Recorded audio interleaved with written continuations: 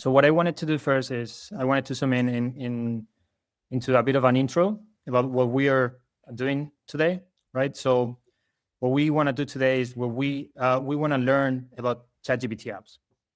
So this is going to be an early snapshot of the patterns and trends that I see are emerging in apps that run inside ChatGPT. So this is not going to be a framework that we are going to define and that we're going to set in stone or a set of conclusions. This is a living research that will change as we learn more about it. So the goal is basically to understand what seems to work today, what doesn't seem to work today, and where things tend to break as more products are moving into ChatGPT apps, right? Well, I think one clarification that is worth making is what do we mean by ChatGPT apps? Because even today, we see a lot of different definitions, or when you search for ChatGPT apps, different things come up. So when we say and when we talk today about ChatGPT apps, we're not talking about chatbots with clever prompts. We're not talking about custom GPTs, which was a previous kind of a also venture from OpenAI. And we're not talking about tools that are just a conversation wrapper or an app that has ChatGPT or chatbots in it. So what we are talking about is about a product that runs inside ChatGPT. So if we look at what these ChatGPT apps are doing, they are executing real actions. They are talking to the real systems and APIs of these companies. They are maintaining the state over time as the conversation progresses. They are surfacing the different UI or UI widgets only when and if that adds clarity, trust, and commitment. So the conversation, the whole conversation that happens inside ChatGPT captures the intent, and the execution happens elsewhere.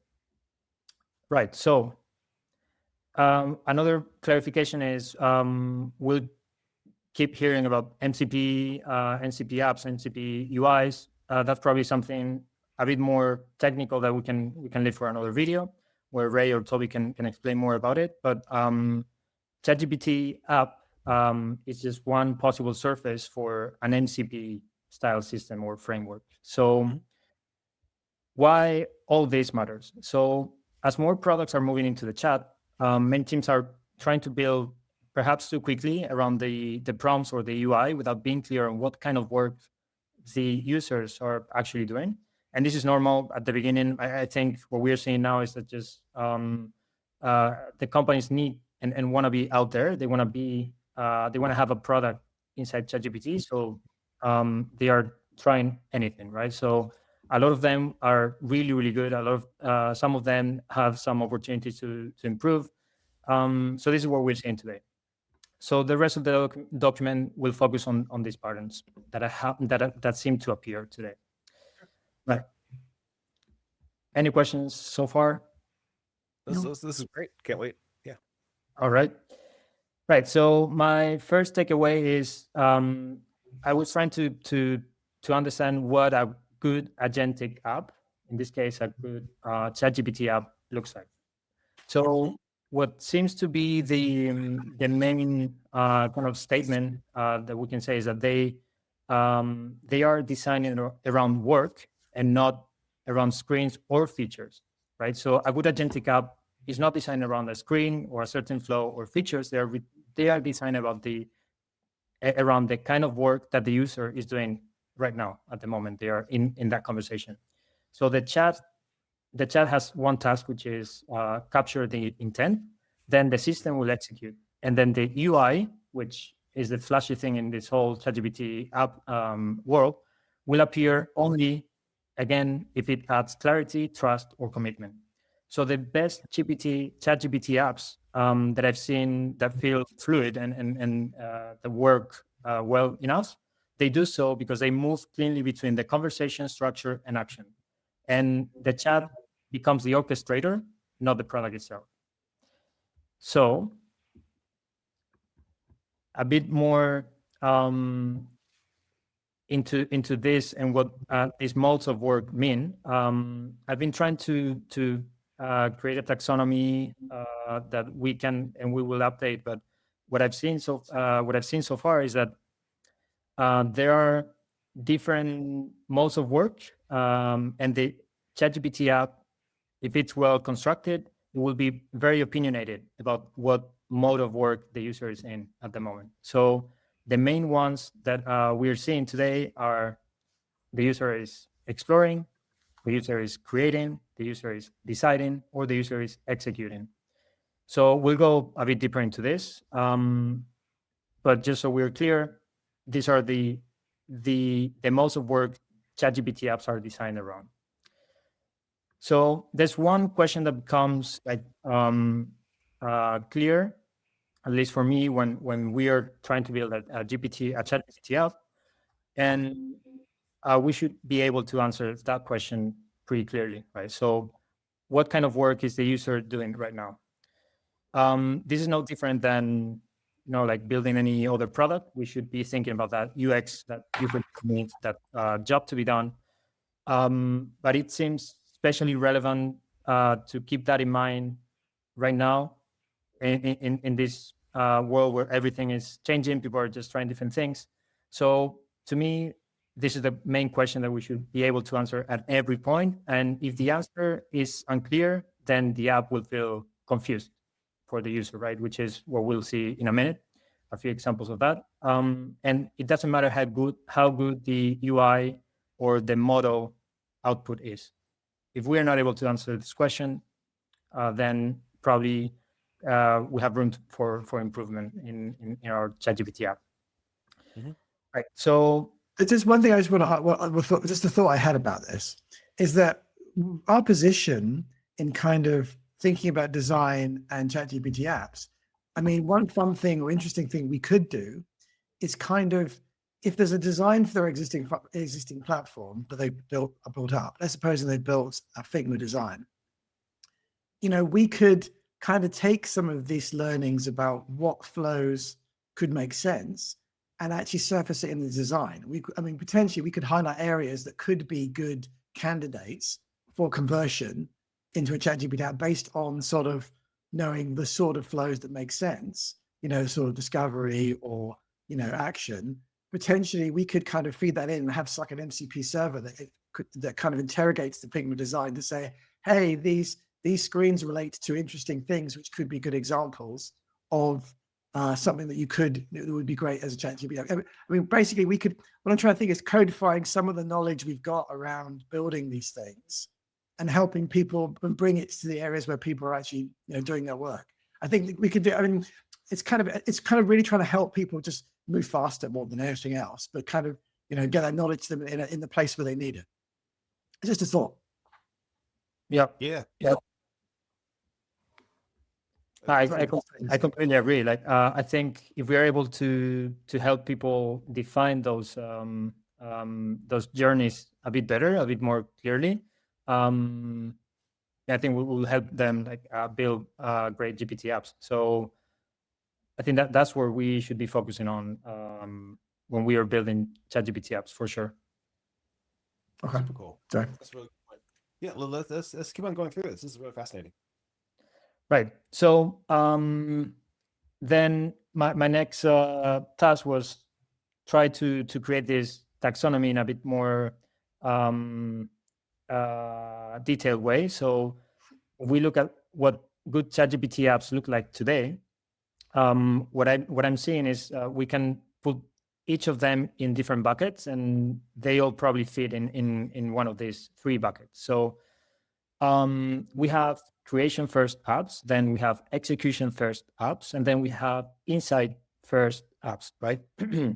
So if we look at the creation first apps, what seems to appear is that these are defined by the value being to create an artifact. So you want to create a doc, a design, some code, an asset, some kind of artifact. And then there are some expectations and around the process of this ChatGPT app. So there will be probably drafts involved. So if you're designing something, if you're tweaking an image, there will be some drafting inside. Then there are changes that might be, or that probably are, reversible, and then commitments. So when you're able or decided to commit to the main execution action in that ChatGPT app, that happens usually late in the process, right? So that is a common pattern or journey across creation first apps. And some examples of the currently available ChatGPT apps are Canva, Notion, Figma, Adobe, GitHub. Then we have execution first apps. So this is when the primary value is focused around taking a real world action. So if you think about booking, paying, automating a process, deploying something. So there's one thing that seems to appear here, a pattern that seems to appear, which is the UI appears early. So if we are looking at our creation first apps, the commitment happens late, and that probably means that the UI also appears late in the process, in the journey. For execution first apps, the UI appears early, and we can go into detail about this, but a few examples of this are OpenTable, Expedia, Instacart, etc.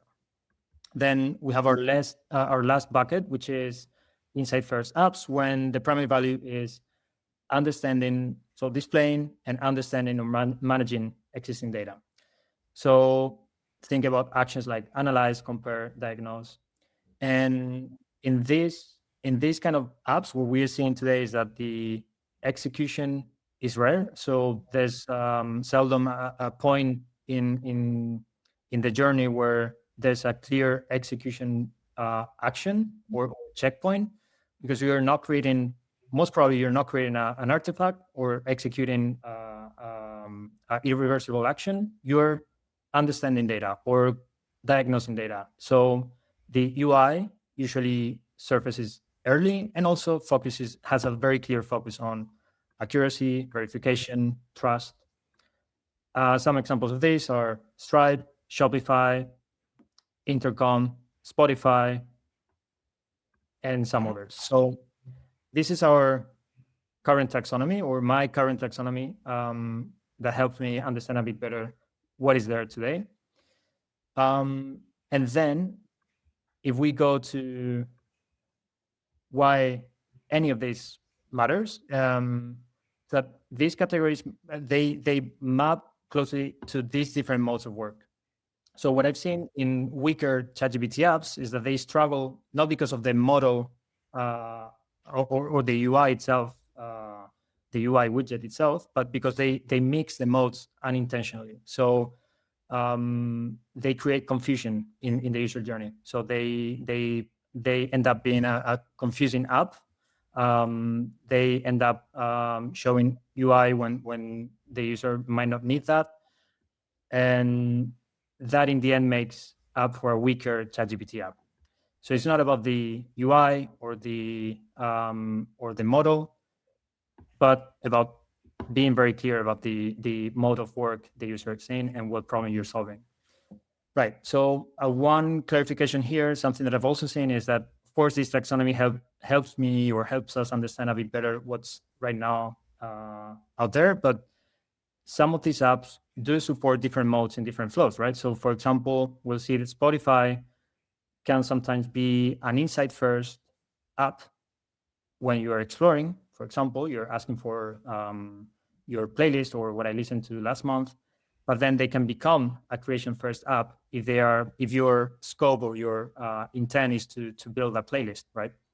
So what the best ChatGPT apps should do in this case is they should be very opinionated about when you are changing between these different modes of work for the user. So the right UI surfaces and the right messaging surfaces, and in the end, you help the user accomplish their goal. Right. So far, the main takeaways from my research. Now we can look at a bit of more tangible and visual examples. So this all made it my job easier when I was trying to look at the real products, because I had a lens through which I could look at these products. So this next section is basically going to focus on a few examples that stood out that represent all of these insights that I was explaining. And the focus will be on the mode of work that the app is assuming, how chat, UI, and execution are combined within all these different modes of work and across the user journey, and then where the experience feels clear, or maybe I feel starts to break down. So we can go to our FigJam, and any questions so far, or any comments or thoughts? Anything feels new, confusing, or interesting? I think there's a lot I'm sure we're going to hear from folks. The you alluded a little bit before to like different apps having different jobs, but then you sort of talk about like different modes of apps. Are you finding that? I mean, are there? It seems like of the ICE framework, right? That might describe the entirety of an app, or it could describe different pieces of an app, right? An app might have an insight component, it might have a creation component, might have an execution component. I can sort of start to see that as a pipeline, right? Rather than being a straight taxonomy that you're A or B or C. Have you found apps that are sort of crossing over between those, or do you find most of the apps you've been looking at are sort of in one bucket or another? So most of the apps that I've seen and I've tested, they mostly fit in one of those buckets. But Yeah, sure. for example, but that might be either that might be intentional, or that might be because they are in the early stages of developing the complete ChatGPT app. So what we can see is like these different ranges of progress in the development of the app. So there are, though, some examples of apps that do crossover. So one example that stood out is Spotify. So we can go into it a bit more in detail now. But basically, Spotify clearly delimits when your intent or your mode of work is around getting data and understanding the data, and when you are in a creation first mode of work, where your clear intent is to create an artifact, right? Like right now, that is a playlist. So apps will evolve, and what I'm suspecting is that the more and more apps will cross over different buckets or different categories. So this might change, like our taxonomy might change, or we need to redefine our understanding of them. Right. Beautiful. So, yeah, please go. Yeah. So what I tried to do here is I was trying to find a way to thoroughly and soundly test all of these apps with the same lens, right? So when I'm trying to think about these modes of work, this is a bit of a fleshed out kind of a stepper through the user journey. So the different modes of work, we can probably understand which each of these mean, but we'll go into detail for each app. So we see how that works in context. But a user, when using a ChatGPT app, they probably are, first of all, in an exploratory mode. So the mode of work is explore. I don't know what I wanna do yet. Then they usually go on to be in a constrained mode. So they set a certain series of rules that they basically give to the ChatGPT app. So this is a constrained mode. Then they might or might not, but probably go to the compare mode of work. So they're asking the ChatGPT app to help them choose, right? Then they're in creation mode. Make something for me. Commitment or commit mode. Then they are confirming. They are happy with where this is going. They just want to do it. Make the artifact or show me this graph. And then there's some part that seems a bit more blurry today. So which is the defer, what I'm calling the defer mode. So we can think of save this for later, or what would be more tangible here is the handoff part of when a GPT app scope ends, and then it takes the user to the base system of that ChatGPT app. So, for example, a clear example of this would be Spotify. Spotify can do a very limited set of tasks inside ChatGPT app, but it will come to a point where it defers or it hands off the experience to the mobile app or to the web app, right? So this is a part that feels a bit blurry. I think partly because it hasn't gotten a lot of attention from companies and developers, but also I think because the space, the SDK does not allow a lot of different customization here. So when we think about different products, this handoff or defer mode of work could be transacting, could be deep linking to an app. It could be many different things, right? So this is something that it doesn't seem to be possible today, at least at a global scale. So I'm sure this will be a place where we'll see a lot of improvement. Right. So as we said, I'm not going to repeat myself, but I think it's good that we take it as our mantra. This is why I evaluated using this method through this lens of modes of work and not the UI, because as we said, good agentic apps are not defined by screens or flows, but how clearly they support the user's intent in each moment. So please focus on whether chat systems and UI align around the right mode of work. So we're not caring about specifically the surface level UI. Right, so here I have some of the examples. So we have creation apps, execution apps, and insight first app, right? Our three main buckets. So the example that I stress tested here for creation app is Canva. So if we dive deeper into each of the steps, this is a full user journey, right? From explore to defer. So what I noted down is the prompt that I use for Canva. So just a note before this, right now what you can do in ChatGPT is you need to connect to the ChatGPT app, right? And then you can start using it. So at least here in Europe, that's what seems to be available or was available to me.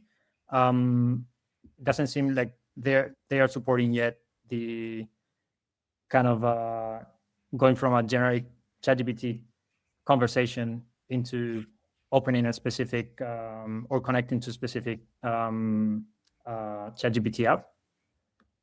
I don't know if your experience is different, but that's what I saw here. Sure. All right. So what I did for Canva is I started by saying I'm in this exploratory mode, so I want to create something visual, but I'm not sure what I want yet. So what it did right away is it stayed conversational. So it didn't surface any UI, and it focused on clearly clarifying the intent rather than showing me templates or canvases that I could use or look at. So my insight here is that if you're exploring, your intent is information, not UI. So there's nothing wrong with that ChatGPT app here delaying the UI until the intent is shaped and the structure is really needed, right? So before no UI surfacing, just pure conversational. Then when I tried to constrain, and I said it should be minimal, modern, and for a tech product, again, it did stay conversational, so no UI still, but it is narrowing the space before into showing any UI widget. When I'm trying to compare, same thing happened. Nothing to highlight here. When I tried to create, still stayed conversational. So this is the point where I was probably thinking that it would show me a bunch of options, or it would show me something visual, because that feels like the probably a good moment for me to have that wow moment with Canva ChatGPT app. Still no UI.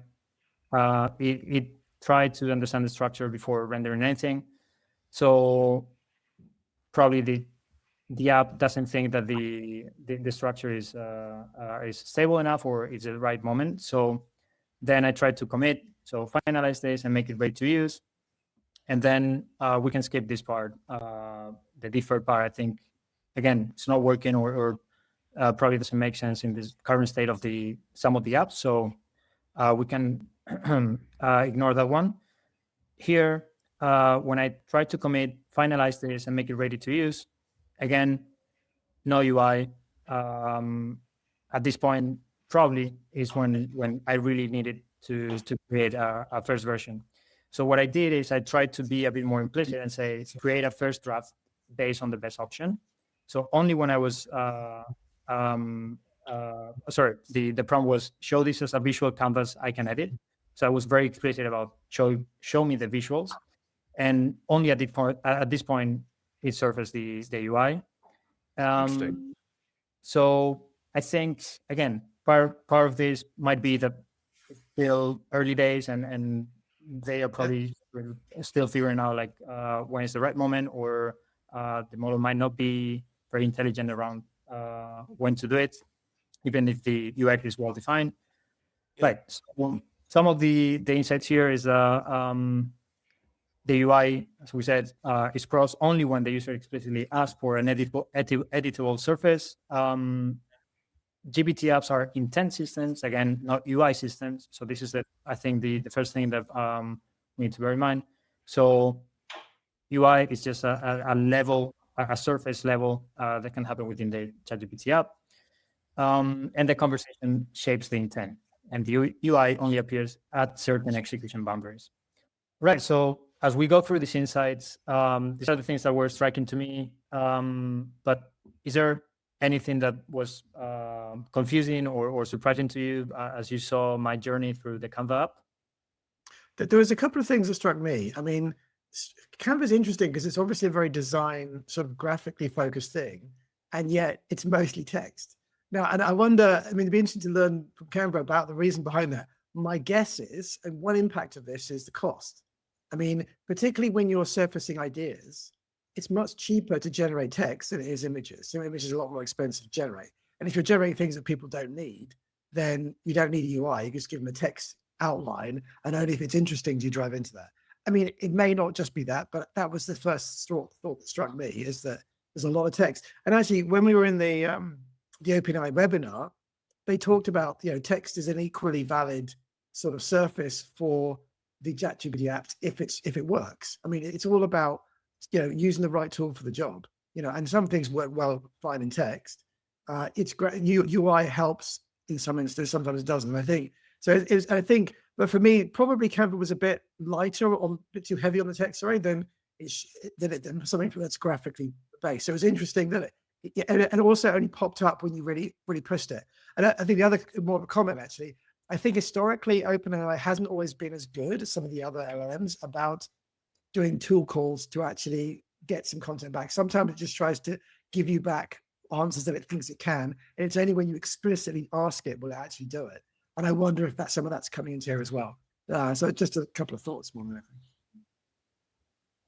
Yeah, I similarly was surprised at how much an obviously visual exercise, right, was being confined to text until you did that very explicit step at the end. I appreciate part of that's a discovery problem, right? In the world of ChatGPT or what have you. But yeah, that, like, hey, once that started going, it starts to make more sense, right? But then if you like scroll up to like one of your previous screens, the right, like, so like, hey, create, I want to create a first draft. Well, even here when you said create it still wasn't getting you there, right? It was still, I'm talking about like how to do this, when it's a lot of stuff like, I'm not sure I've got a great deal of opinions at this point. Yeah, sure. You want to use a font? That sounds fine to me, right? The yeah, the it's like I've found in the past, like as I've done more agentic work, right, that AI loves text, right? It lives in text. You give it an image, and what it wants to do is turn it into text, or technically tokens, right? That's the way that it thinks. But humans increasingly, I think, don't. And there is, I was a little surprised that this wasn't, sort of grabbing the opportunity early, right? Say, oh, wait, you're looking to do this? Let me show you what that could look like, right? To start creating more of a back and forth in the ideation. Because if you're doing something visual, it seems obvious to me you want to show something visual, right? To be able to do that. I'm curious, like what you thought about that in terms of like the difference between like what the AI needs. Of course, AI just needs the text, but the and what the human needs at that point. They're doing what they're doing. It's all obviously early days, but based on the research you've been doing, what would you sort of look for in terms of like how it could better fulfill its promise? Right. So if we try to look back at the principles that we defined, Yeah. there's something around creation first apps, right? That should tell the GPT app to surface a visual artifact, because that's what I'm looking for. So in this case, as you were saying, I'm looking for a first draft of the best option that we discuss over text. That's fine, but I'm looking for that first draft, a visual that I can sign off. So this to me is not respecting that mode of work the user is in at the moment. So I would have liked to see. I think what the user would have liked to see here was a visual artifact right away. So then we can iterate and we cross that threshold of a commitment or execution sooner, and then we really start the real work that I'm interested in, which is okay. Probably the first option is going to be not what I want, so then we iterate on it. So it comes late, in my opinion. Yeah. If we could like look at a little bit earlier in this, like if I recall, like the earlier like ideation, right, or exploring and constraining, I guess you are you're an expert visual development professional. By the way, what I mean is development of visuals rather than like visual development. But the like at what point in this flow, because I thought you did a really good job of like describing what the flow is and what the steps are that are going on here. When would you expect it to go from I'm having a conversation to having an illustrated conversation, if you will, right? Having that visual, like how I mean, right now I think you showed like it was at step 7 or something out of Well, that actually, only when I explicitly asked for it to show me, right? So yeah.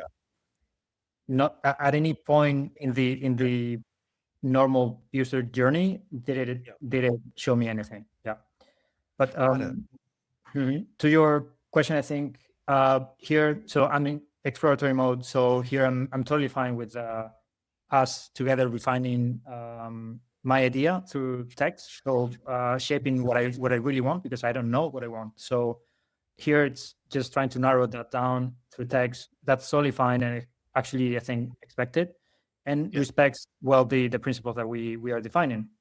If the UI is not needed, then don't show it.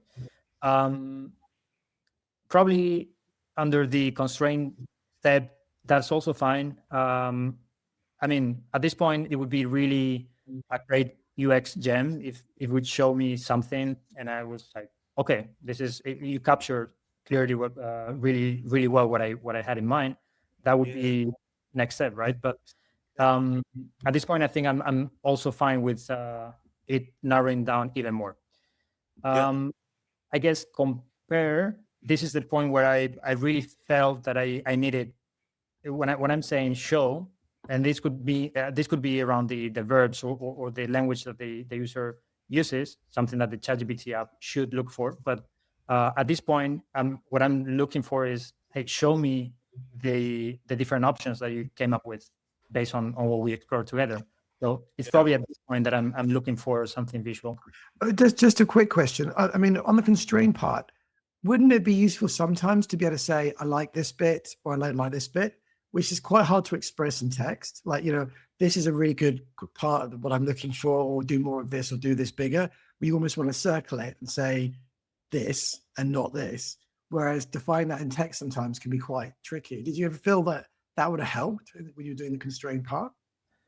I think that's was what I was trying to say with UX gem. Like that would be the real gem that would make me awe at this app, right? But I guess I might be, or we might be too used to going over long text with ChatGPT or other models. So that's probably why I also kind of expected this, or I was okay with it. But you're right. Like if at this point I'm clearly stating it should be minimal, modern, and for a tech product, it has enough input to give me to reflect or illustrate that idea, right? In a visual artifact. Yeah, for sure. Okay. Cool. JC, thank you so much. This has been an awesome learning experience with you today. And I can't wait for us to, I know you've studied a whole bunch of these apps, and I can't wait to get into those in future sessions we get to do together. Awesome. Thanks, JC. Thank you. Very good.